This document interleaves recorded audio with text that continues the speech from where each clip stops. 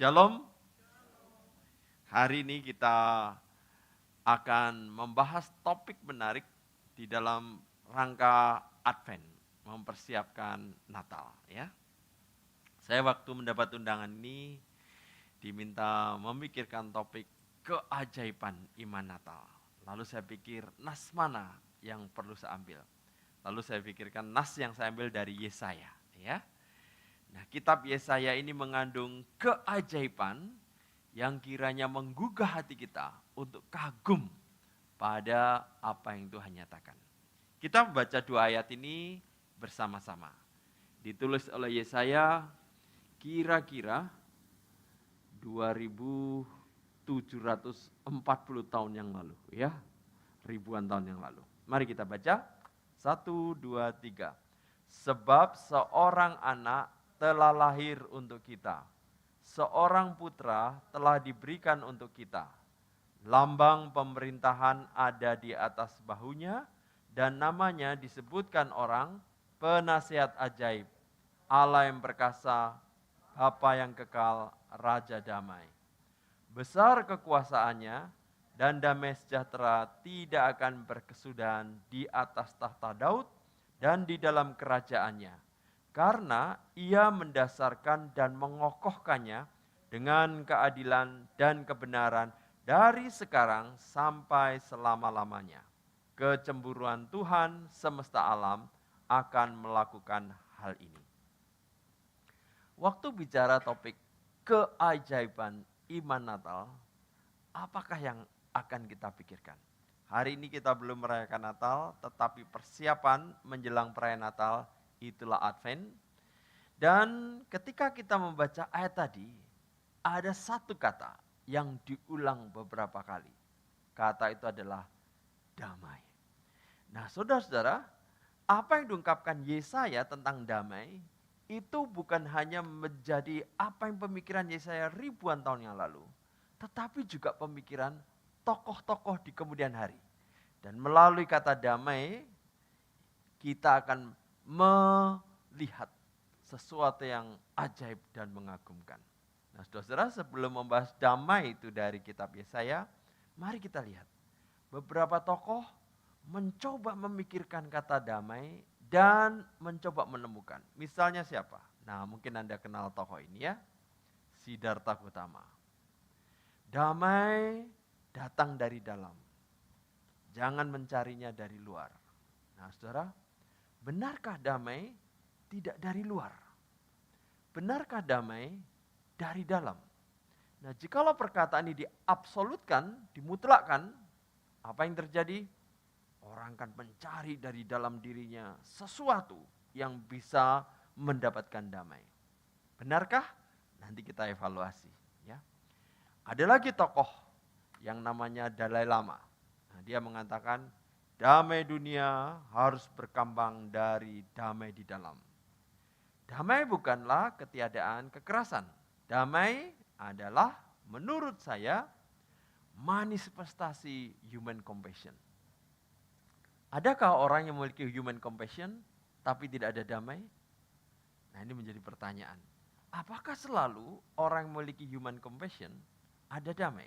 Nah, ini menjadi pertanyaan. Ini orang-orang di bidang spiritual. Adakah orang lain misalnya di bidang medis? Ada. Nah, ini adalah Albert Schweitzer. Ya, Albert Schweitzer, saya melihat patungnya di Deventer di Belanda waktu saya melintas di kota itu. Ya, hingga seseorang mengembangkan compassion-nya, lingkaran compassion untuk makhluk hidup, manusia tidak akan menemukan damai. Jadi dia rupanya pergi ke Afrika, lalu melihat begitu banyak makhluk hidup, tumbuhan, binatang, manusia, lalu dia mengembangkan compassion, ya. Lalu dia menyimpulkan, kok saya ada damai ya? Nah, jangan-jangan ini menjadi sesuatu ketentuan. Jikalau ingin memiliki damai, kembangkan compassion. Benarkah demikian? Nah, nanti kita evaluasi. Ada satu orang yang juga terkenal, namanya Mother Teresa. Dan dia berkata, damai mulai dengan senyuman. Coba pikirkan, apakah orang tersenyum selalu damai? Adakah orang yang tersenyum tapi hatinya tidak damai? Nah, saya pernah bertemu dengan seorang, hatinya masih dalam pergumulan besar. Tapi dia berusaha tersenyum pada orang. Jadi senyumnya sebenarnya bukan menggambarkan damai, menutupi kegelisahannya. Ya. Lalu ada seorang lagi namanya Albert Einstein. Nah, dia mengungkapkan ini.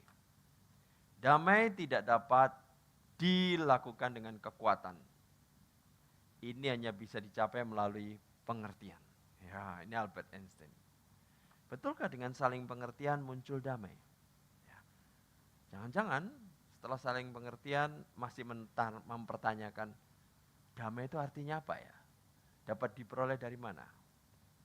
Ada satu orang lagi. Jika ada kebenaran dalam hati, akan ada keindahan dalam karakter. Jika ada keindahan dalam karakter, akan ada harmoni di rumah.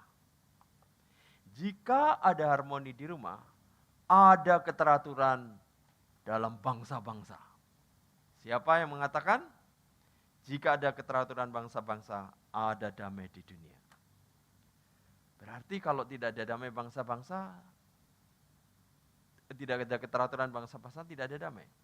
Kita memasuki bulan Desember dan kaget. Thailand, Kamboja perang. Waduh. Dan Thailand kemudian minta backing negara yang kuat sekali. Kamboja juga minta backing negara yang kuat sekali. Anggaplah Thailand minta backing Amerika, dan Kamboja minta backing Cina dan Rusia. Adakah damai? Nah, saudara-saudara, kalau negara tidak pernah berhenti perang, apakah ada damai? Nah, ini berarti pertanyaan ya. Jadi Konghucu juga mencoba memikirkan damai. Nah, mari kita pikirkan, Yesaya waktu berbicara damai, konsep yang bagaimanakah yang membuat kita muncul kekaguman dan melihat ini suatu keajaiban. Ya, mari kita melihatnya. Dan sebelum kita membahas apa yang dikatakan Yesaya, mari kita melihat sejarah Israel dulu. Setelah Daud selesai memerintah, muncullah Raja Salomo. Raja Salomo punya 1000 istri dan selir, ya, digabung menjadi 1000. Dan Anda bisa bayangkan waktu Salomo hidup, biaya hidupnya tinggi sekali. Bayangkan kalau setiap istri atau setiap selir pingin ada kuil untuk dewa mereka. Berapa pembangunan setiap kuil? Berapa biaya pemeliharaannya? Berapa orang harus mengurus staf-staf untuk membersihkan dan mempersiapkan korban? Berapa biaya? 1 orang. Berapa bagaimana kalau 1000? Waduh, ini biaya yang besar. Belum lagi puluhan ribu kereta kuda, ribuan tentara. Waduh, biaya yang besar sekali. Dan Anda tahu, biaya besar ini dananya dari mana? Dari pajak rakyat. Jadi Anda bisa bayangkan, rakyat harus membayar pajak yang tinggi. Begitu Salomo meninggal, seorang rakyat namanya Yerobeam usul. Kami usul kepada anaknya Salomo, namanya Rehabiam. Usul apa? Usul supaya pajak diturunkan, kami menderita sekali. Rehabiam tanya teman-temannya, gimana? Pajak diturunkan tidak? Rehabiam terbiasa hidup dalam kemewahan. Teman-temannya juga merasakan kenikmatan ini. Mereka usul, jangan Rehabiam, tambahkan pajak. Wah, pajak dinaikkan. Marah Yerobeam, lalu kemudian dia memimpin pemberontakan. Terpecahlah kerajaan itu menjadi 2. Yang di utara dipimpin oleh Yerobeam, di selatan dipimpin Rehabiam. Nah, ini menjadi 2 kerajaan, Israel utara dan selatan, Yehuda.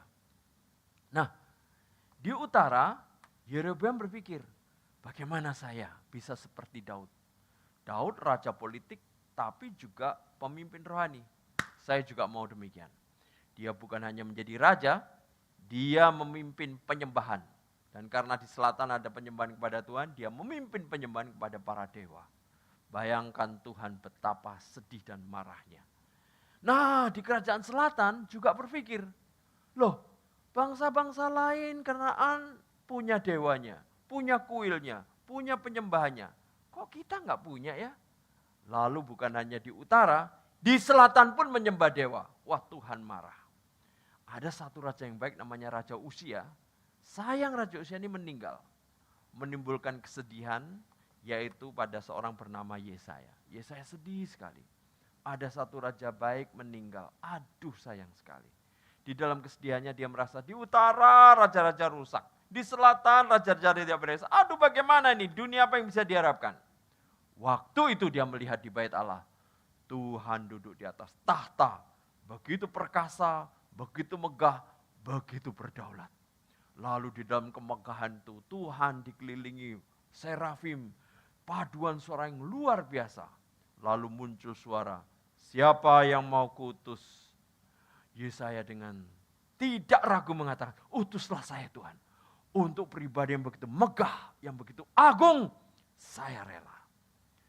Dan di situ, begitu Yesaya bersedia, Yesaya menjadi nabi.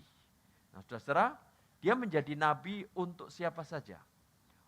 Dia sempat hidup di dalam zaman Uzia, lalu juga sempat hidup dalam zaman Yotam, Raja Ahaz, dan terakhir Hizkia. Nah saudara, raja-raja ini tidak beres. Raja di utara tidak beres. Dan yang paling menyedihkan Yesaya melihat penglihatan 22 tahun lagi akan ada penindasan dari kerajaan Asyur. Wah, dia kemudian kasih tahu orang-orang, bahaya, bahaya, bahaya. Kerajaan Asyur akan menyerang. Dan Anda tahu, selama Salomo memerintah tidak pernah ada peperangan. Tidak ada penindasan karena raja-raja yang lain berkolaborasi, koalisi sampai kirim anaknya jadi selir. Anaknya jadi permaisuri. Sehingga tidak ada perang. Sekarang Yesaya begitu jadi nabi, tiba-tiba kasih tahu bakal ada perang, mengerikan. Anda tahu yang dikatakan Yesaya apa? Ini. Dia ungkapkan di dalam pasal 8. Saya bacakan ya. Mereka, maksudnya rakyat, akan lalu lalang di negeri itu melarat dan lapar. Dan apabila mereka lapar, mereka akan gusar, akan mengutuk rajanya dan Allahnya. Mereka akan menengadah ke langit. Ini yang terjadi rakyat. Ayo kalian cepat-cepat bertobat. Mereka tidak dengar. Kenapa kamu negatif thinking sih? Ya saya ngapain kamu ngomong semacam itu? Ya dua-dua, dan akan melihat ke bumi dan sesungguhnya hanya kesesakan dan kegelapan. Kesuramannya mengimpit dan mereka akan dibuang ke dalam kabut. Waduh mengerikan sekali. Dan dia mengatakan, Tuhan merendahkan tanah Zebulon dan tanah Naftali. Saudara, dulu waktu saya remaja mendengar ini, apa Zebulon, apa Naftali. Nah sekarang saya tunjukkan ya. Di kerajaan Israel utara itu ada daerah namanya Zebulon, Naftali. Dan Zebulon Naftali ini di utaranya lagi ada Sidon. Ini daerah asing. Dan menurut saya ini akan diserang. Diserang kerajaan Israel utara oleh Asyur. Wah saudara-saudara, di dalam penglihatan Yesaya ini akan mengerikan. Kalau sudah diserang, ditindas, dijajah, mana ada damai? Kegelisahan, kekacauan, ketakutan akan terjadi. Saudara, di kerajaan Asyur itu begitu besarnya. Ini adalah kerajaan Asyur. Melebar hingga Irak, Iran, dan di dalam penglihatan Yesaya, kerajaan Asyur akan menyerang utara. Sidon diterkam di sana. Jadi saudara, di dalam kegelisahan Yesaya, dia tidak tahan. Saya gelisah, saya merasakan kegentaran, saya harus kasih tahu. Mereka tidak peduli, mereka tidak menggubris, persis seperti yang dikatakan Tuhan. Waktu Tuhan utus Yesaya, dia kasih pesan.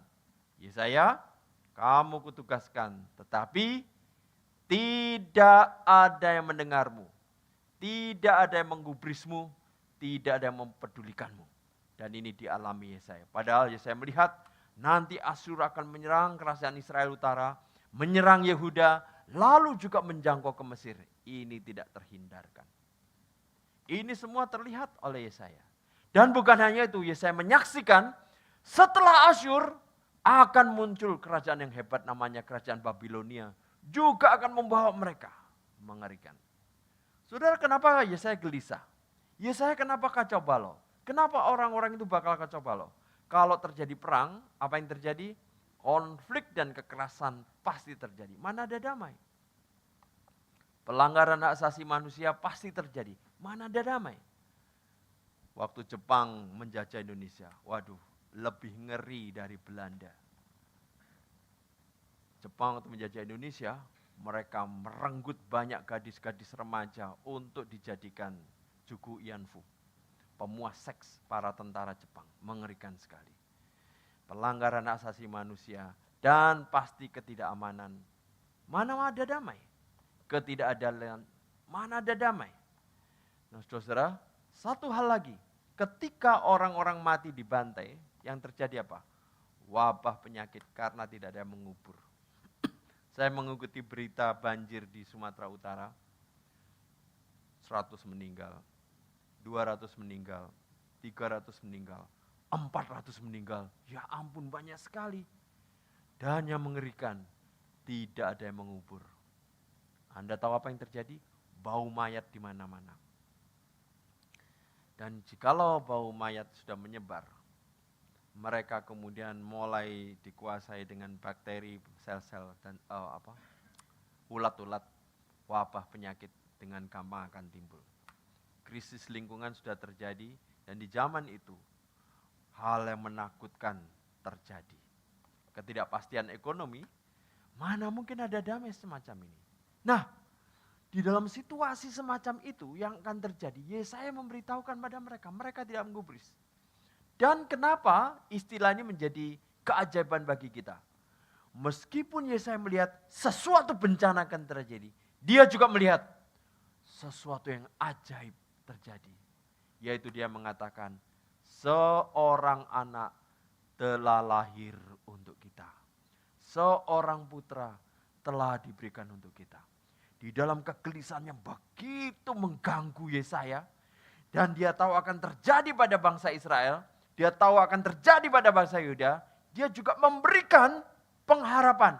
Seorang anak telah lahir. Wah, Anda bisa bayangkan, mereka mendengar berita sekaligus seorang anak telah lahir. Kenapa Yesaya berani mengatakan seorang anak telah lahir? Ini jawabannya. Hal ini dikatakan oleh Yesaya karena ia telah melihat kemuliaannya. Saudara, Yesaya mengatakan itu, pada waktu itu dia tidak menduga bahwa yang dia lihat itu akan terjadi 740 tahun kemudian saat kelahiran Yesus. Tapi dia melihat sendiri sebagai suatu fakta yang diberikan oleh Allah, sebagai nubuat yang diberikan oleh Allah. Sehingga dia mengatakan seorang anak telah lahir. Lalu saudara, dia harapkan dengan menyampaikan ini mereka menjadi tenang. Dan di dalam ayat dikatakan, dia adalah Raja Damai. Di tengah kekacauan, situasi tidak jelas, situasi tidak memberikan pengharapan. Ada pengharapan, Raja Damai. Dan bukan hanya itu, damai sejahtera tidak akan berkesudahan selama-lamanya. Nah saudara, ini kenapa harus menimbulkan kekaguman pada kita, keajaban pada kita. Karena ini nubuat yang akan terjadi 740 tahun kemudian, tetapi begitu meyakinkan sehingga Yesaya pun mendapatkan pengharapan. Nah, saudara-saudara, mengenai nubuat ini di Alkitab, kalau kita belajar nubuat, mari kita pelajari cara menafsirkannya. Sebelum itu mari kita melihat gambar ini. Ini gambar gunung. Ya. Gunung ini ada dua, sebutlah satu gunung A, satunya gunung B. Ya. Saya gambarkan dalam bentuk grafis, ada A dan B. Maka kita mengatakan ada dua gunung. Tapi dua gunung ini kalau kita lihat dari kiri, tampaknya bukan dua. Yang tampak apa? Yang tampak adalah satu gunung. Nah, saudara, ternyata nubuat itu adalah semacam itu. Waktu Yesaya melihat, dia melihatnya sebagai satu kesatuan. Sebenarnya bukan satu nubuat, tetapi adalah dua nubuatan yang dilihat oleh Yesaya. Jadi nubuat yang A itu adalah ayat 5a, nubuat yang B ayat 5b dan 6. Tapi dari perspektif Yesaya sepertinya satu, sebenarnya dua. Nah mari kita lihat yang 5a apa? 5a isinya ini. Seorang anak telah lahir untuk kita, seorang putra telah diberikan untuk kita. Nah saudara, Ini bagian A. Bagian B-nya ayat 5b dan 6. Mari kita lihat. Lambang pemerintahan ada di atas bahunya dan namanya disebutkan orang, penasihat ajaib, Allah yang perkasa, Bapa yang kekal, Raja damai. Besar kekuasaannya dan damai sejahtera tidak akan berkesudahan. Di bawahnya selama-lamanya.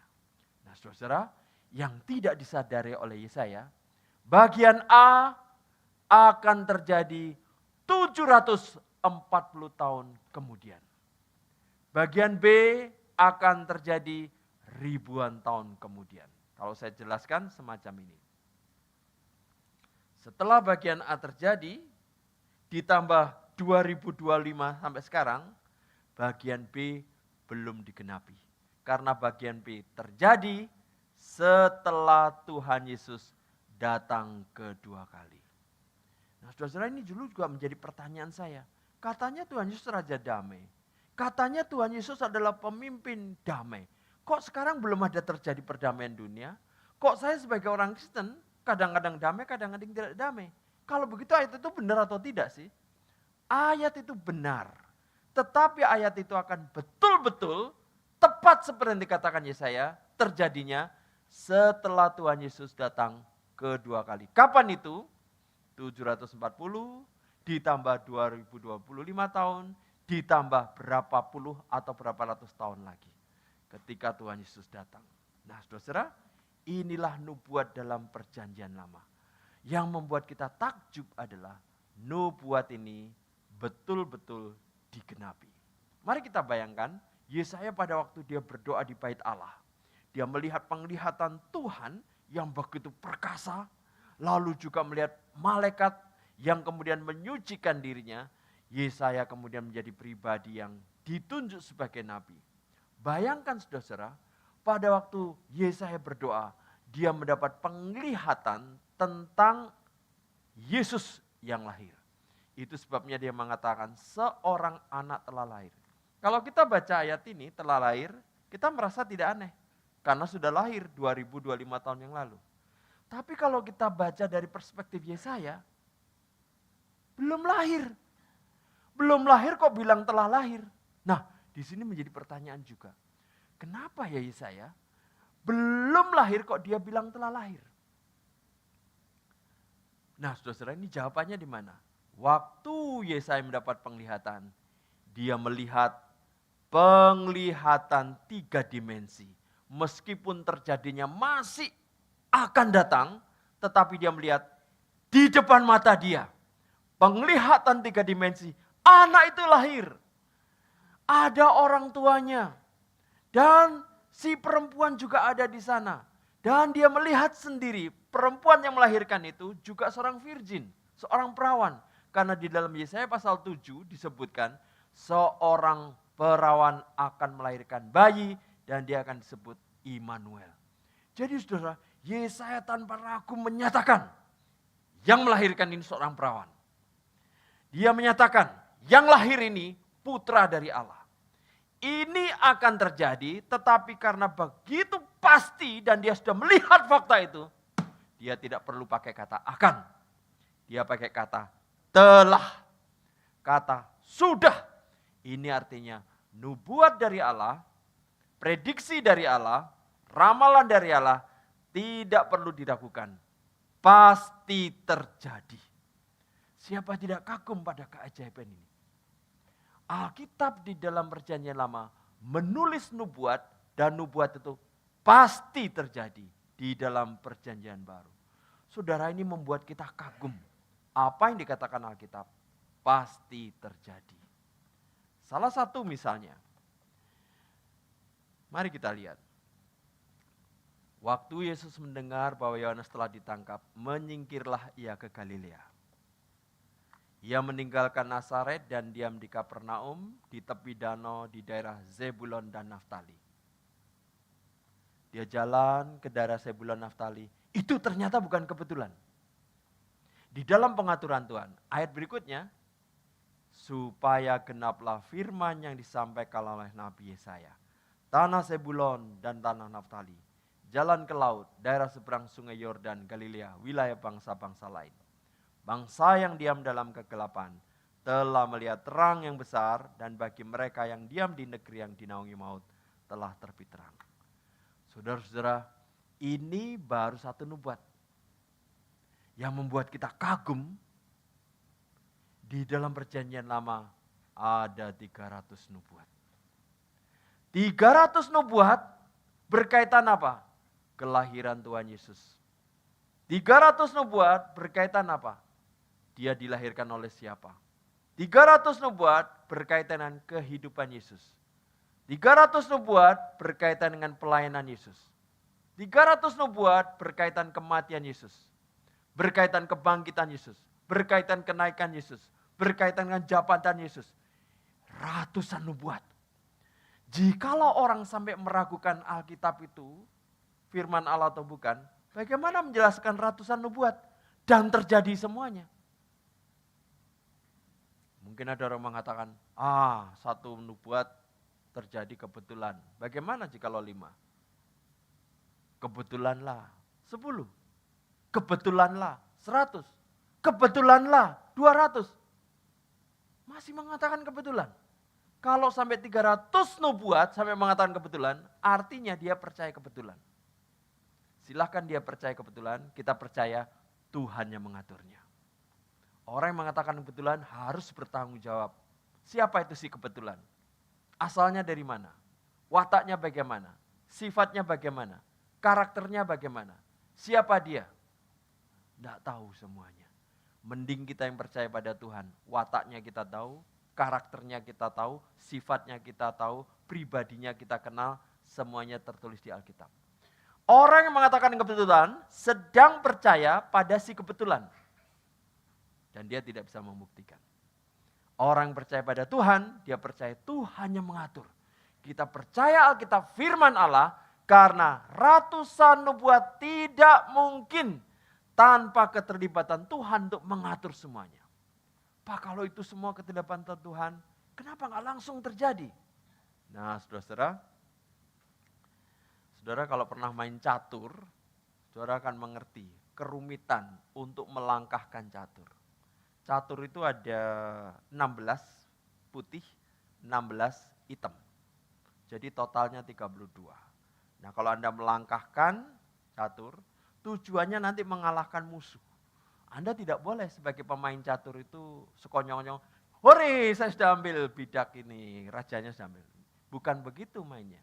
Anda gerakkan 1, 2, menggerakkan yang ketiga, pikir nanti kalau saya gerakkan ketiga musuh akan gerakkan mana? Nanti makan mana? Wah, aku ambil di mana? Saya akan kalah di mana? Jadi saudara, saya pernah main catur. Dan dulu sering main catur. Capek sekali. Satu langkah, musuh saya mikir, kalau nanti gerakan ini, Peter akan makan ini, nanti efeknya ke sini. Dia untuk langkah 1 itu perlu 3 jam. Jadi untuk menunggu 1 langkah saya perlu makan dulu, mandi dulu, gosok gigi dulu, minum. Wah, begitu dia melangkah 3 jam. Jam 7 mulai, jam 10 1 langkah. Begitu dia sudah melangkah, giliran saya berjam-jam juga. Waduh, jadi satu permainan tuh kadang-kadang dilanjutkan besok. Itu baru 32 bidak. Nah, Tuhan waktu main catur, kerajaan terang meluluh kerajaan kegelapan. Kerajaan Allah muncul kerajaan setan. Tuhan main catur itu urusannya bukan 32 orang. Ratusan ribu, ribuan kerajaan itu main caturnya bagaimana? Termasuk harus menghukum Israel, harus memulihkan. Itu perlu ratusan tahun. Untuk sampai pada satu titik, sekarang genap waktunya, anak itu lahir. Tetapi saudara, sebelum semuanya terjadi, Tuhan sudah bisa memastikan ini yang akan terjadi, ini yang akan terjadi, ini yang akan terjadi. Itulah yang disebut nubuat. Maka ajaib sekali. Firman Allah itu ajaib. Firman Allah menakjubkan. Sehingga kita tidak mungkin bisa meragukan. Jikalau tidak ditulis oleh Allah, siapa yang bisa menulis ratusan nubuat dan pasti terjadi. Dengan akurat, presisi, tepat. Ini adalah keajaiban yang harus kita kagumi. Itu sebabnya saudara membicarakan berkaitan Natal ini, hati kita diliputi kekaguman. Nah sekarang, Yesaya sudah menyebutkan damai. Pertanyaan kita, apakah makna damai? Tokoh-tokoh tadi sudah menyimpulkan, coba menyebutkan dari pemikiran mereka, damai itu apa, damai itu apa. Nah, bagaimana kekristenan? Nah mari kita lihat ya. Kita sering menyebut damai, saya harap kita mengerti apa yang dimaksud damai. Damai adalah sebuah konsep yang khas dalam agama Kristen. Ya, kekristenan apakah bicara damai? Bicara. Bahkan Kristus sebut Raja Damai. Sebuah konsep yang khas dalam agama Kristen yaitu ketenangan jiwa karena jaminan keselamatan melalui Kristus. Kekristenan menyebut damai tidak lepas kaitan dengan Kristus. Tokoh-tokoh yang lain tidak dikaitkan dengan Kristus. Kita mengkaitkan dengan Kristus. Dan tidak ada ketakutan terhadap Allah.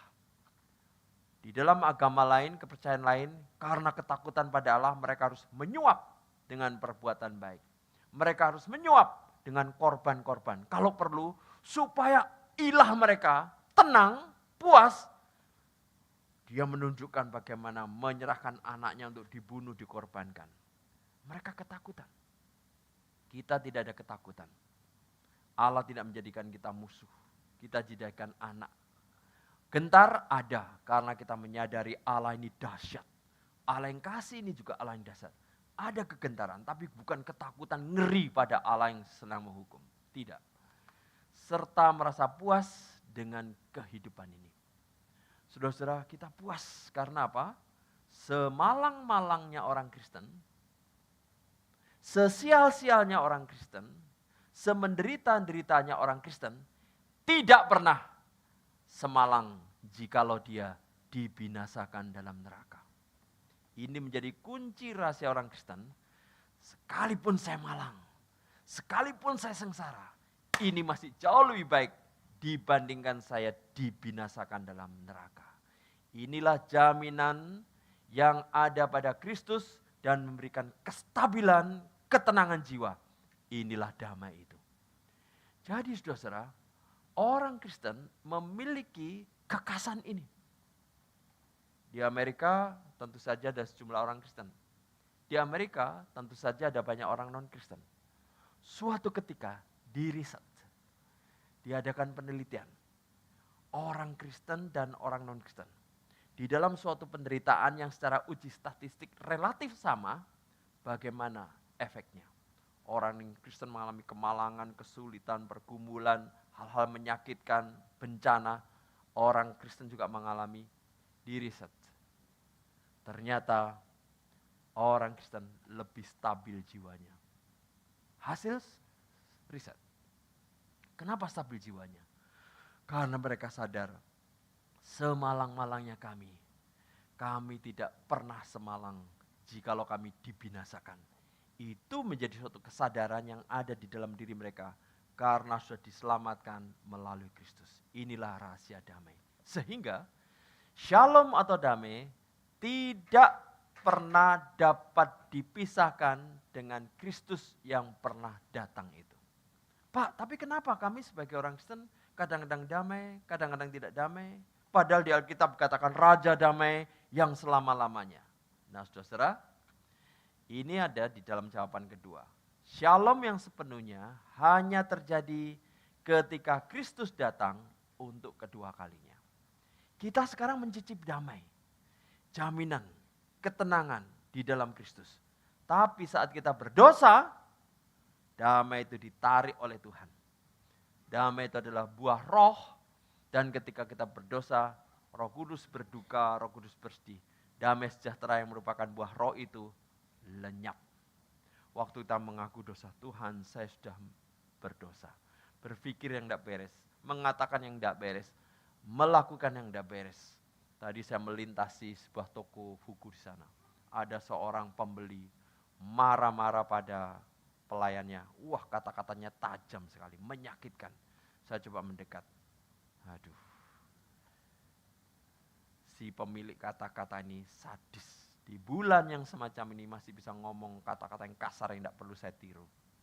Dan Anda bisa bayangkan pelayan toko mendengarkan kata-kata tajam dari orang yang katanya berada tapi kata-katanya begitu menyakitkan. Bisa saja yang ngomong orang Kristen, bisa saja yang pelayan orang Kristen, mana ada damai. Nah saudara, damai yang sepenuhnya hanya terjadi ketika Kristus datang kedua kali. Di situ semuanya dibereskan, dituntaskan. Nah kita mulai berpikir, Pak, damai yang dimaksudkan orang-orang itu beda dengan damai di Alkitab. Lalu konsep Alkitab mengenai damai apa? Nah mari kita belajar. Di Alkitab ada dua macam damai. Damai yang pertama adalah peace with God. Kita sudah terpisah dari Allah karena dosa. Dan keterpisahan ini membuat kita tidak kenal Allah. Hati kita gelisah ingin kembali pada Allah. Sayangnya kita tidak kenal Allah. Kita sudah bersalah pada Allah. Sayangnya karena tidak kenal Allah. Tidak bisa minta maaf pada Allah. Jadi tidak ada peace with God. Padahal ini syarat pertama sebelum seseorang mengalami peace of God. Ada ayat mengatakan begini. Karena dialah damai sejahtera kita. Nah ini bukan damai yang tadi saya sebut. Yang telah mempersatukan kedua pihak.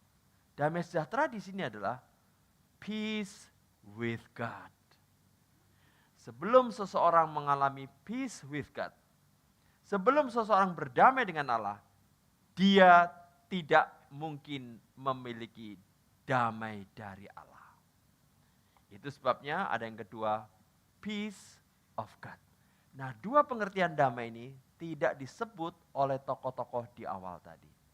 Perhatikan Filipi 4. Damai sejahtera Allah yang melampaui segala akal akan memelihara hati dan pikiranmu dalam Kristus Yesus. Damai sejahtera sini adalah peace of God. Nah, saudara, di dalam Kristenan, kenapa disebut khas kekristenan? Di dalam Kristenan kita mengenal dua macam damai yang tidak bisa ditemukan oleh orang non-Kristen. Peace with God. Berdamai dengan Allah melalui Kristus yang mati dan bangkit. Kedua, setelah berdamai dengan Allah, kita didiami Roh Kudus, di situ kita mengalami peace of God. Nah, peace of God ini bisa lenyap, bisa ada, bisa lenyap, bisa ada, karena kita masih memiliki pikiran yang jahat. Setelah kita menjadi orang Kristen, tetap ada dampak manusia lama yang perlu kita bereskan setiap hari. Hal-hal semacam ini. Begitu ada percabulan dalam pikiran kita, peace of God lenyap. Oh Tuhan, saya mengaku dosa, kenapa pikiran saya kotor? Kenapa pikiran saya jorok? Saya mengaku dosa. Begitu kita merendahkan diri mengaku dosa, Roh Kudus memancarkan kembali buah rohnya. Kita menikmati peace of God. Nah saudara, kita mengalami jatuh bangun, lenyap ada. Sekalipun kita peace with God. Peace with God tidak pernah lenyap. Sekali kita menjadi anak papa kita tetap anaknya papa kita. Tetapi relasi dengan papa kadang-kadang putus, kadang-kadang lenyap. Relasi bisa berubah-ubah. Waktu kita salah pada papa, kita mengaku, papa saya salah. Relasi yang rusak dipulihkan. Peace with God selalu ada. Peace of God kadang-kadang ada, kadang-kadang tidak. Kapan peace of God akan selalu ada? Ketika Kristus datang kedua kalinya. Di situ Tuhan menyatakan sebagai Raja Damai yang sempurna. Dan setiap orang sudah menerima Kristus yang mati dan bangkit, dia mengalami peace of God dari Allah. Sekali lagi, apakah damai? Sebuah konsep yang khas dalam agama Kristen, yaitu ketenangan jiwa karena jaminan keselamatan melalui Kristus. Dan tidak ada ketakutan terhadap Allah, serta merasa puas dengan kehidupan ini. Nah sekarang saudara-saudara, mari kita lihat pengertian dari tokoh-tokoh lain. Benarkah damai dari dalam, tidak dari luar? Waktu kita salah, kita mengaku dosa, dan kita mengingat segala apa yang Tuhan nyatakan, maka damai memang dari dalam. Tetapi pengertian yang kita miliki dari dalam berasal dari luar, yaitu dari wahyu Tuhan. Maka pernyataan ini tidak lengkap. Kasihan orang-orang mengikuti ini. Dari dalam, kalau gitu saya tidak perlu komunikasi dengan orang. Saya cari, menyepi, bertapa. Apakah mereka akan bertemu? Tidak, sayang sekali. Saya sudah bertemu orang semacam ini, berusaha 40 tahun dan tidak mendapatkannya. Karena mencari dalam konsep semacam ini. Kasihan sekali. Bagaimana dengan Lalema? Dia fokus pada manusia, perbuatan manusia, dan tidak mengkaitkan dengan karya keselamatan Kristus. Maka tidak akan ditemukan juga. Bagaimana dengan Albert Schweitzer? Menurut dia berdasarkan welas asih manusia pada semua makhluk. Bukan berdasarkan anugerah Allah melalui iman kepada Yesus Kristus. Berarti jawaban dia tidak ada dasar teologisnya. Bagaimana dengan ini? Ya. Damai dimulai dari tindakan sederhana. Pernyataan ini inspiratif tetapi bersifat horizontal dan praktis. Tidak menyentuh fondasi manusia yang terpisah dari Allah. Tidak ada jaminan damai di sini. Bagaimana dengan Albert Einstein? Nah, Albert Einstein dia mengatakan sebagai produk pemahaman rasional. Dalam konteks sosial mungkin benar, sekuler, tetapi mengabaikan kebutuhan peace with God sebagai yang pertama. Sayang sekali. Bagaimana dengan Konghucu? Konghucu di dalam kaitan moral manusia, kebajikan manusia, tetapi bergantung pada usaha manusia yang mustahil juga. Maka saudara-saudara, sekarang kalau kita sudah memiliki damai, rahasia damai, lalu menyadari begitu banyak orang tidak memiliki damai, hati kita diliputi perasaan iba. Hati kita diliputi perasaan kasihan. Itu sebabnya saudara-saudara, di dalam hasil survei di Amerika, mengagetkan. Di antara bulan Januari sampai Desember, kapankah angka bunuh diri tertinggi? Justru di bulan Desember. Mengerikan. Kenapa bulan Desember? Mereka yang tidak mengenal damai, tetapi mencari damai dengan cara ini, cara ini, cara ini, cara ini. Belum ketemu, tahu-tahu mau masuk bulan Desember. Waktu masuk bulan Desember, kayaknya dia happy, kayaknya orang itu happy, kayaknya itu happy. Saya sendiri kok seperti tidak happy. Di situ ketidakdamaiannya mencapai puncak, kebingungannya mencapai puncak, frustasinya mencapai puncak, dan karena tidak tahan, dia melakukan bunuh diri. Jadi saudara-saudara, di balik gemerlapnya indah bulan Desember, ada orang-orang yang selama ini mencari damai, tidak menemukan. Mereka justru mencapai puncak frustasinya dan melakukan bunuh diri. Ketika kita menyadari ini, apa yang akan kita lakukan? Menyimpannya? Tentu tidak. Kita akan berusaha supaya mereka mengenal rahasia damai itu. Saudara-saudara, pada waktu kita bulan Desember, kita akan melihat gemerlap pohon, gemerlap lampu. Ini adalah gejala dari peristiwa sukacita ketika orang mengenal Kristus. Ekspresi sukacita itu tunjukkan dengan gemerlap lampu dan dihiasan semacamnya. Tetapi mereka belum mengenal Kristus, mereka mengagumi pohon Natal, tapi setelah merenungkan, ya nggak dapat apa-apa. Lampu-lampu Natal nggak dapat apa-apa. Lalu jika mereka tidak mendapat pemberitahuan, rahasia di balik pohon Natal, lampu-lampu Natal, gemerlap hiasan semua ini, mereka juga akan kebingungan. Di mana damai itu? Jikalau mereka belum menemukan Kristus, mereka akan terus kebingungan. Dan pada saat tertentu mereka akan mencapai frustasi mereka. Mari kita membagikan. Di balik senyum kita, itu senyum di permukaan atau karena kita sukacita karena mengenal Kristus Raja Damai. Jikalau belum mengenal Kristus Raja Damai, senyum itu sementara atau sukacita itu sementara.